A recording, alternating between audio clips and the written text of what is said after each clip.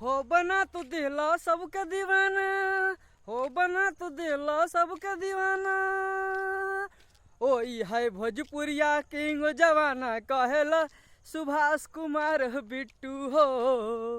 ई हवे भोजपुरिया किंग जवाना कहेला सुभाष कुमार बिट्टू हो। ओ हमके जैसे तू ना पैबू कोई मर्दाना हो। ई हवे भोजपुरिया किंग जवाना कहेला सुभाष कुमार बिट्टू हो। ई हवे भोजपुरिया किंग जवाना कहेला सुभाष कुमार बिट्टू हो। ई हवे भोजपुरिया किंग जवाना कहेला सुभाष कुमार बिट्टू हो। ई हवे भोजपुरिया किंग जवाना कहेला सुभाष कुमार बिट्टू हो बना तो दिहला सबके दीवाना। ई हवे भोजपुरिया किंग जवाना कहेला सुभाष कुमार बिट्टू।